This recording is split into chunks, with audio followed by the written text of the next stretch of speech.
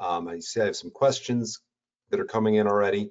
I will answer the questions at the end, although Mike, I will probably answer yours before we get started here. So this is Ed Crowe. Thanks for coming on today. For those not familiar with our format, this presentation will probably be about 20 minutes. I try to keep them relatively short. We do record all of these. If you registered for the webinar, you will get emailed the recording, and you can also go on YouTube and watch it. So you can see down there at the bottom, I have watch on YouTube, youtube.com/Crowe Medicare. All our recorded webinars go up there. So we have all of them. It's like 170 or some of them on there. So I'm going to go through the information today and we'll get started. I did see Mike had a quick question. I will answer that, and it's a good one too. I thought the IRA limited drug plan price increases to 5%.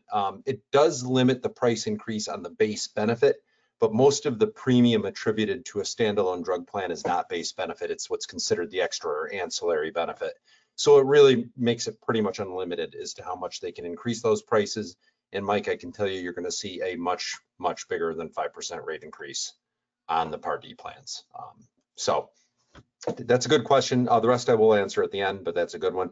We have a lot of agents from everywhere. I even see we have Parrish, New York represented today. So got that big market up in Parrish. So thanks for coming on today. And with that, let's get started. So today we're going to talk about is big changes for AEP, a bunch of factors creating those changes. Some negative things. I love being pessimistic, so I got to throw some of that out there. But on a serious note, the negative things will create a lot of opportunity.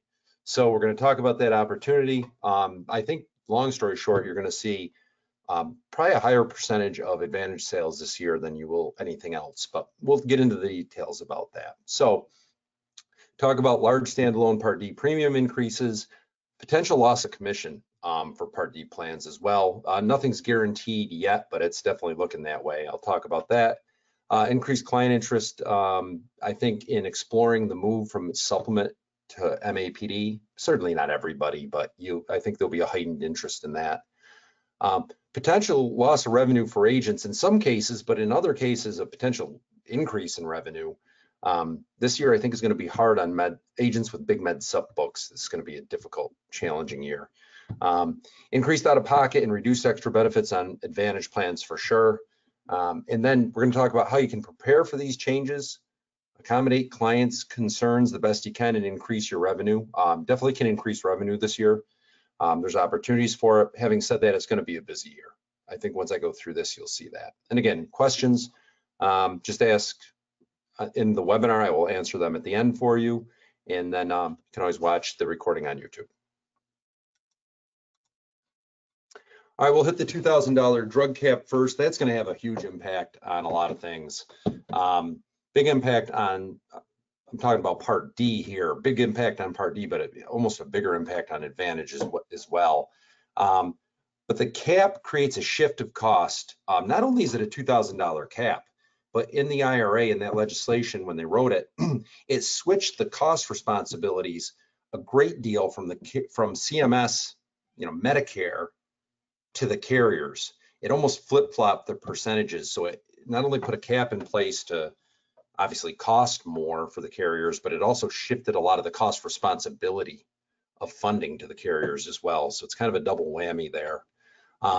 You will see in 2025, most likely your lowest cost drug plans, the ones that are very low, will be in the $40 to $60 range. So that kind of goes back to the earlier question about the 5% rate increase. No, that you're going to look at, substantial increases. You will see the higher cost drug plans increased at least 50%, potentially more. Some will double.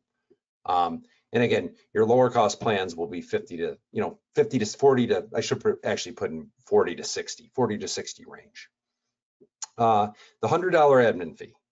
So one thing, and hopefully this will change, there's not a lot of time for this to happen, but the $100 admin fee is included in, it's an extra additional amount paid to agents. It's mandatory. It's with the CMS max commission. The $100 admin fee must be paid by the carriers. It's not a choice. It's mandatory. It's part of MAPDs, but it was also written in the language for PDPs. And you might think to yourself, oh, that's awesome. It's more than the PDP commission itself.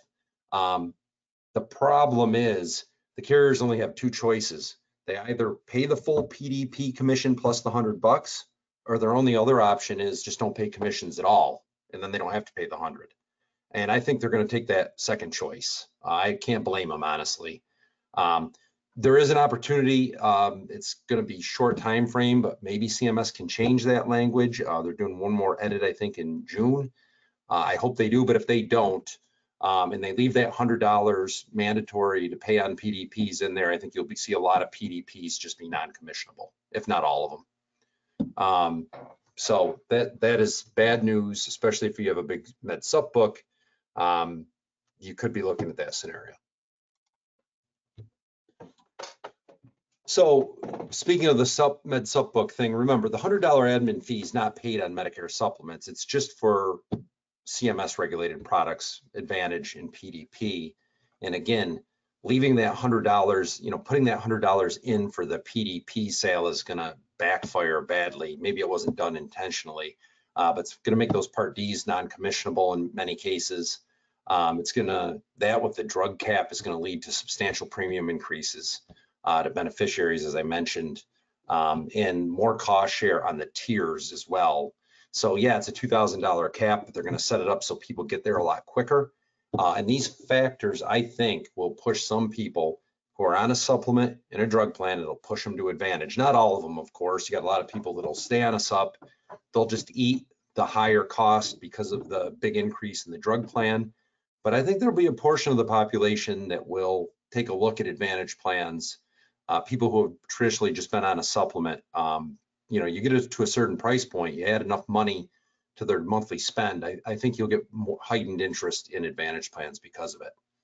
So, the idea is you got to be prepared for this change, this opportunity, because I think, again, you're going to see those people say, well, I just can't, my drug plan's going up $80. I can't handle that. I got to look at something else. So be prepared and ready and comfortable with Connecture or Sunfire. Certainly you can use the carrier portals, but if you're not using Connecture or Sunfire, it has all the carriers in one spot. It's much more efficient, and you're going to hear me talk a lot about efficiency.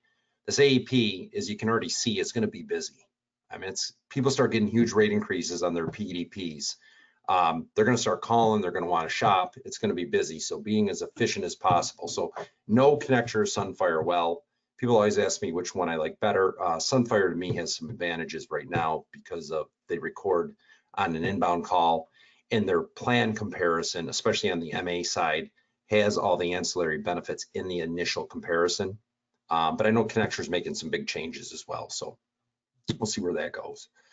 Plan to get your clients medications, and get them and have them. If you got somebody helping you here, have somebody help you get these lists of medications, get them loaded up into Connecture or Sunfire.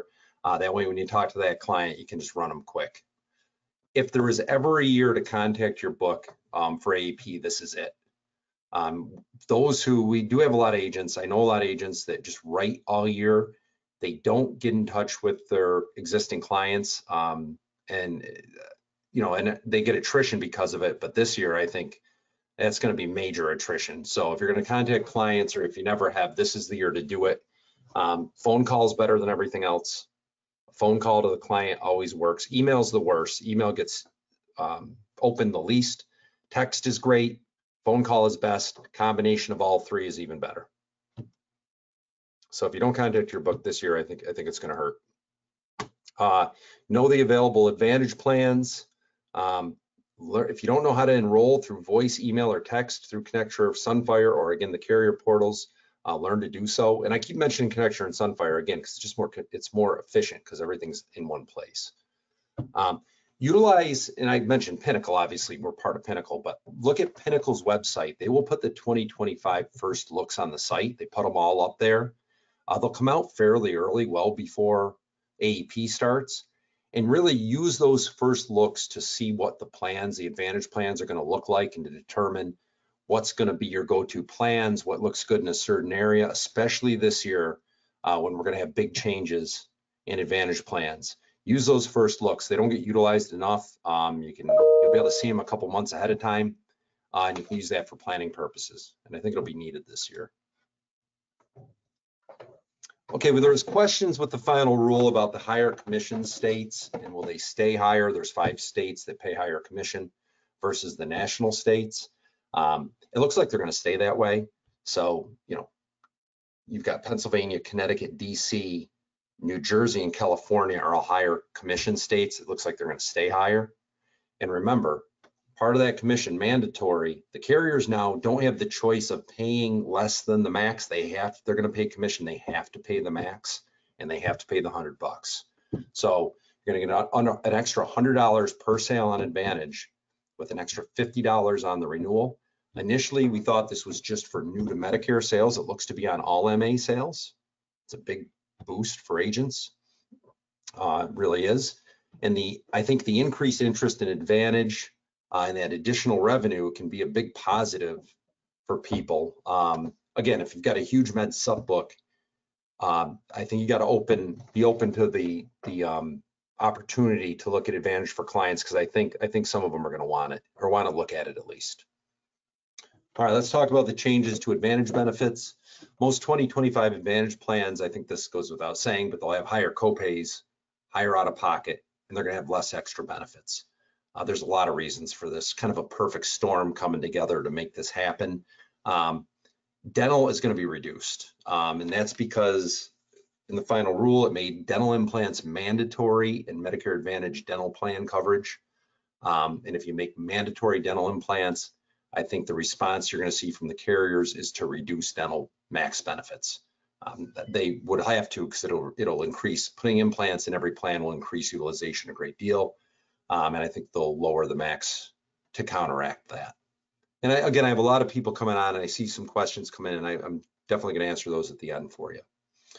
I think you'll see a lot of plans increase their out-of-pocket maxes substantially. Remember, in 2024, they can go up to the max is $88.50. That's 2024. We don't know the 2025 level yet, but we're used to, depending on the state, out-of-pocket maxes that don't even come close to approaching that amount. And I think in certain states, you're going to see big jumps in the out-of-pocket maxes on plans. So copays will increase, extra benefits will be reduced. Why is this? I mentioned a perfect storm. It's because they're going to be reduced due to the star rating reimbursement change. Those not familiar, the way carriers are reimbursed, they're reimbursed to a degree based on star rating. There's an extra emphasis put on that. And that reimbursement will be greater for 4, 4.5, and 5-star plans. But those below that, they're going to actually get a reduction in reimbursement. And if you look, most plans are below 4.5 or 5 stars. So you take that, you take the $2,000 drug cap, mandatory dental implants, less managed care on the behavioral health side, and the extra $100 payment. Take all those things, and what's the result? We're going to see worse benefits on Advantage plans.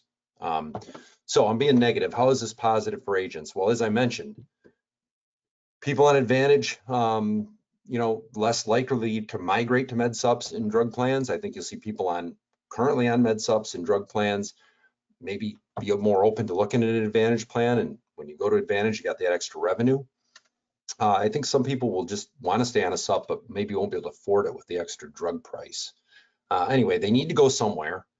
So if somebody's on a supplement with a Part D that went up $70, I think they're looking at Advantage. Now they're going to be looking at Advantage plans that have reduced benefits, right? They're going to have more out of pocket.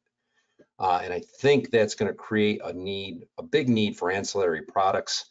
A lot of agents sell ancillary with Advantage already. I think this is going to hyper focus that and make it so selling ancillary with Advantage becomes way more popular at this point. I really do.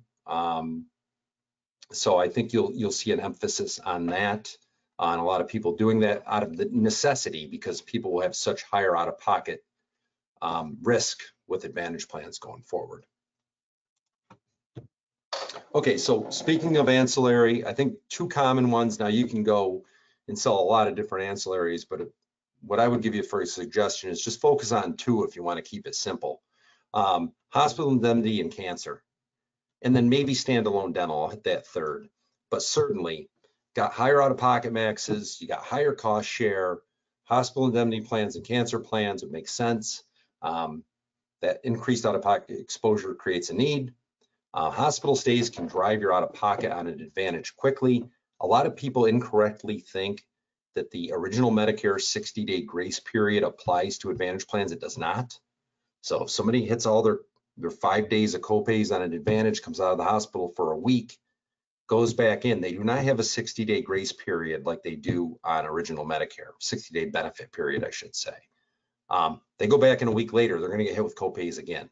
So a big risk for them is hospital. And then when you're out of pocket, max is much higher, it's an even bigger risk. So especially if you have people coming off med subs, you know, somebody's used to a plan G, but they can't afford it anymore with the drug plan, you're going to bring them to an Advantage. Well, that's a huge cost reduction because they're going from whatever they were paying to a zero premium plan. But they might not be used to that out-of-pocket risk. So I think a hospital indemnity sale with that makes a lot of sense, really does. And again, they have a huge premium savings. So, you know, if you put a little premium back in there, I don't think people are going to mind too much. So a hospital indemnity plan and a cancer plan, you even take those two together. Maybe you do a hospital indemnity, a 10-day plan at $400 a day with recurring benefit. You take a cancer plan with a $25,000 lump sum benefit for first diagnosis. That premium is still going to be less than what they were paying on the supplement and drug plan. Maybe even have a standalone dental plan available depending on how much dental benefits are impacted on Advantage. You know, maybe. So as I mentioned, hospital indemnity, who are the carriers that you can use to offer a hospital indemnity plan? Well, there's common ones. We have them all. GTL, Cigna, United, Aetna, all offer them. Commissions are about the same, 50 to 60% range, depending on the company and state. Cancer plans, they have lump sum cancer plans from 5,000 to 50. You don't see people sell the 50 as much. Usually it's more like 20 or 25,000 lump sum. Commissions are in the same range as the hospital indemnity, and all the above companies offer lump sum cancer plans. GTL is a very common one and has both product types with one contract, so a lot of people use that. These are health products, so you can incorporate them into the Advantage sale. Okay, here's the part that sounds kind of crazy. I mean, usually you only sell a standalone dental plan with a sub sale, med sup and a drug plan, but this could be a year where you want to have that standalone dental plan available because, like I said, it sounds crazy, but you might need to be offering that with Advantage plans, standalone plan. We have a unique Delta dental plan contract. What's unique about it is it's 50% major service coverage from day one. There's no waiting period. It does have benefit carryover and it's available in all 50 states. If you have an interest in that, give us a call. You can sell to individuals of any age. Decent comp on it too. And we have an agency level comps for agencies with sub-agents. Okay, so if you prepare for AEP, it'll be a big opportunity to increase revenue, I believe. If you don't prepare, I think it can be pretty miserable this year, being really straightforward. So what steps would you take? Just to reiterate what I talked about before, contact your existing book. You're going to lose them if you don't, especially this year.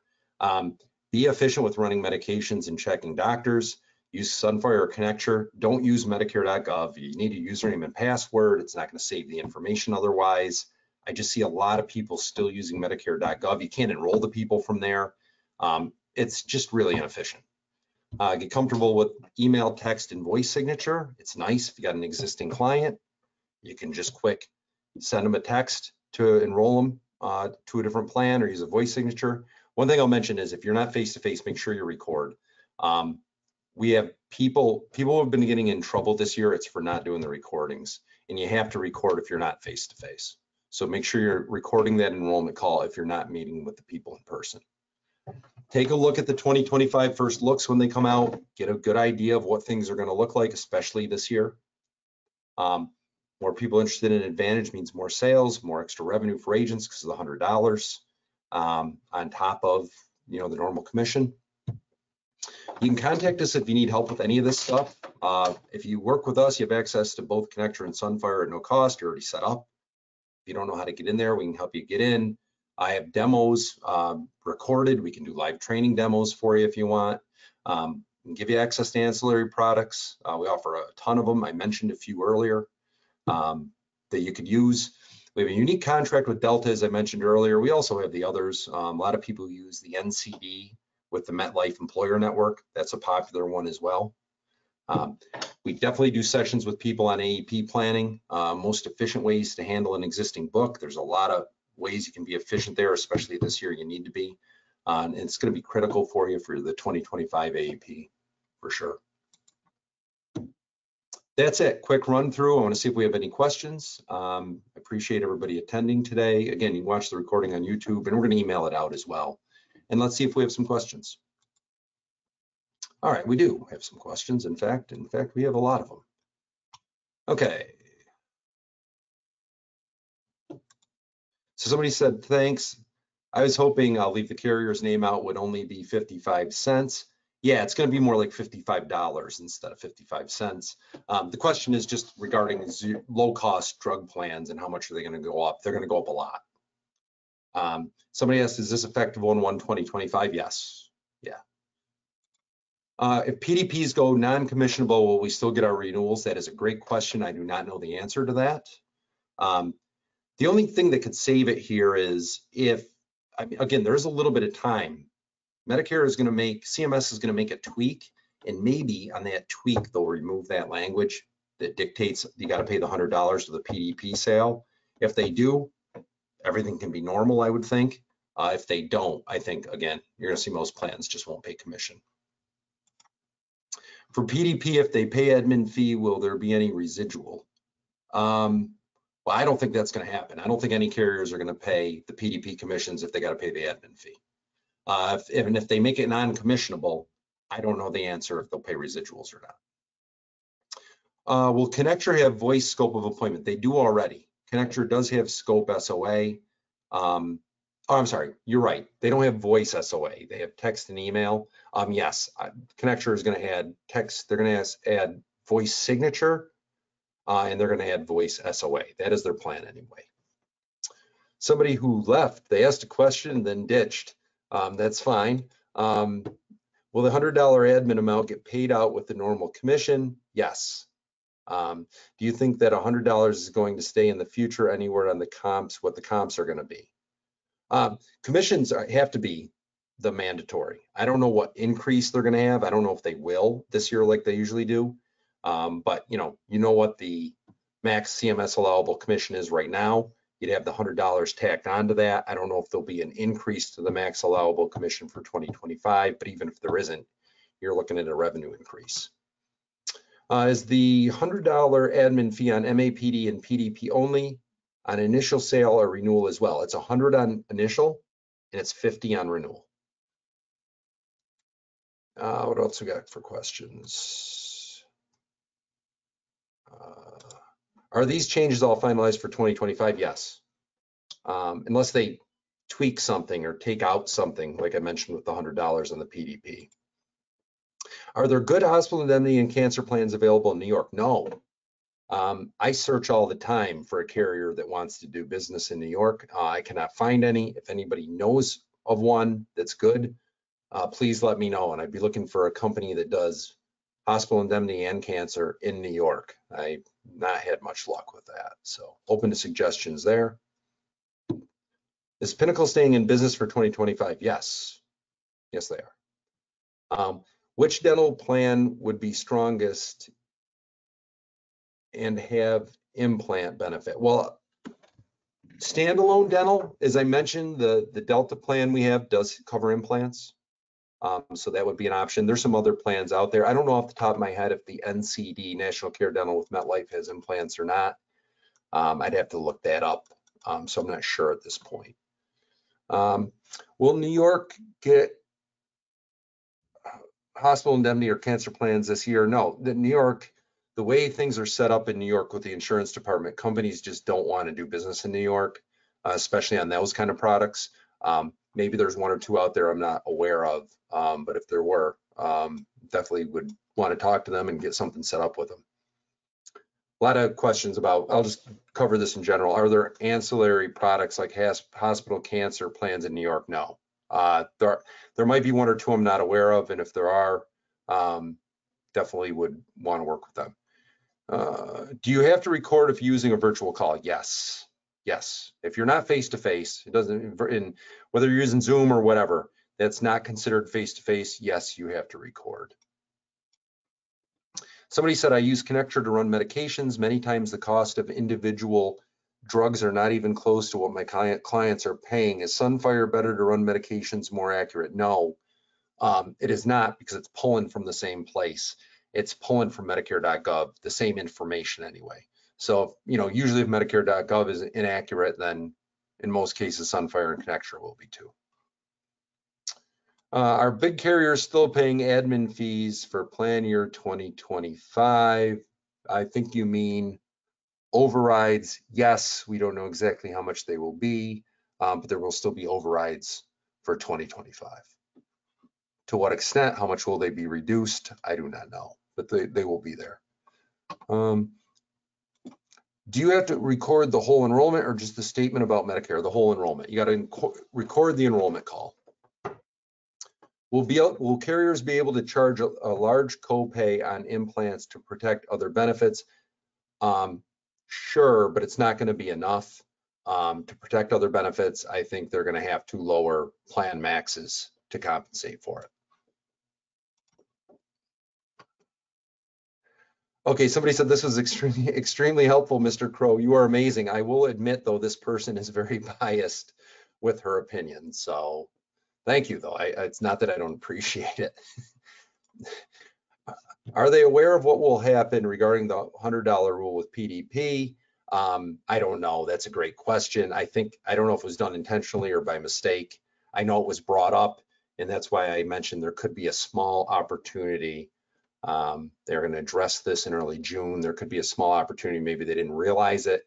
Maybe now that carriers have told them what the plan would be, maybe they'll remove it last second and it will change this. Can you send us the Delta Dental brochure? Yes, sure. We can send you the information on the plan. Just call the office and or email the office and we can send it to you. Please define less managed care. Is that less prior auth? Yes. Less managed care just means, I'm kind of using the term generically, but it just means less medical management, right? So that could be less restrictive prior auth, less managed care on behavioral health. Ultimately, it sounds like a good thing, but those are things that drive up cost. I mean, Advantage plans are managed care plans, and when you start telling them they're not allowed to manage care, the result usually isn't great. Yes, but less managed care being allowed ultimately means, while it might mean some happier consumers in some cases, some happier beneficiaries in some cases, ultimately means more utilization and higher costs, lower benefits. The person who left said he came back and switched to his cell phone. Okay, good. Good to have you back, Jim. Can the insurance company pay less than the max commission? No, they cannot. They can this year. They could last year. They've always been able to. It was just a suggestion or a max in the past. Now it's mandatory. So they either pay the max with the 100 or they pay nothing. What is the maximum commission that the carriers are required to pay for 2025 for new and existing? It's it's whatever the max allowable is. Obviously, you have the 3 buckets. You have the national bucket. You can just Google it. You have the national bucket. You have the DC, CT, PA bucket, and then the New Jersey, California bucket. And we know what it is for 2024. It's listed. Everybody here is probably familiar with it. I've not seen a recommendation for 2025. Usually there's an increase, but given the $100, there might not be this year. So it might be the same as 2024, but I'm not sure. Somebody said, I apologize. I think you stated this, but I got distracted. You're saying the carriers may not pay the commissions for Part D sales at all? Yes, that's what I'm saying. Are there any ancillary carriers who offer cancer coverage in MA? I think there are. If you want to email us, I can check that for you. But I think there are a few.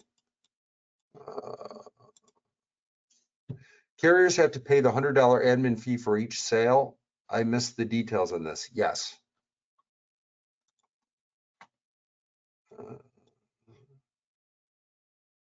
Somebody said, I think a surety and combined offer cancer and hospital in New York. I was looking into that. Maybe they do. That's a good thought. I'll check that and see. Thanks for the suggestion. Somebody, last couple questions here, guys, and I'll wrap it up. Just a couple more, it looks like. I've heard there may be major formulary and tier changes. Yes, I've heard that as well, and there will be. I think that's a pretty safe bet.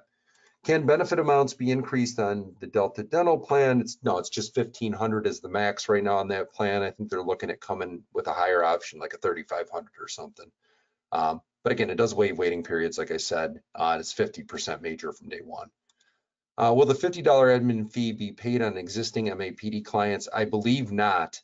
I think, again, I'm not exactly sure on this. They're waiting for clarification. I think it's only for cases that you're right, that are applicable to the new rules, and you get the $100, and that you're then, when it renews, you get the 50. I think the existing stuff you have on the books, I don't think that inherits the $50. Is this recording going to be sent to us? Yes, and we'll also put it on YouTube. Okay, somebody just said, I see the answer, ignore the question, sorry. Do you think Advantage plan premiums will go up? Less no premium plans. I think everything else will. I think the carriers are really focused on keeping the plans at zero if possible, and just reducing, making worse the other benefits, but keeping the zero premium concept. Somebody said, have actuaries been able to sleep? I don't know. I don't think they ever do, right? But, or actually, I take that back. They probably sleep great. Just new numbers for them. Somebody said Delta Premier and CT is going to $2,500 benefit in 6/1. Yes, our plan is not the Premier though. It is a separate Delta plan, and that's why it's 50% coverage on the major services day one versus the Premier, which isn't. So it's a different plan than the standalone Delta. Somebody said, I'm going to send a letter to each of my clients prior to open enrollment in order to give them a heads up regarding these changes. Is it okay to do that? Yeah, okay, that's a really good question from Parrish, New York there. Yes, it is okay to do that, but you can't be specific about benefits. You got to be fairly generic. You have to say things like, I anticipate big changes. You can't get specific. Like you can't look at the first look when you get it in September, see what's changing, and then send them a letter talking specifically about what's changing with the plans. Remember, you can't tell people that until October 1st, but you certainly could send them a letter explaining to them, you anticipate big changes. You just got to be kind of generic about it, okay? You can't put out the actual benefits until 10/1. And again, it's great to send a letter, but in my opinion, nothing replaces a phone call. Phone call is the best.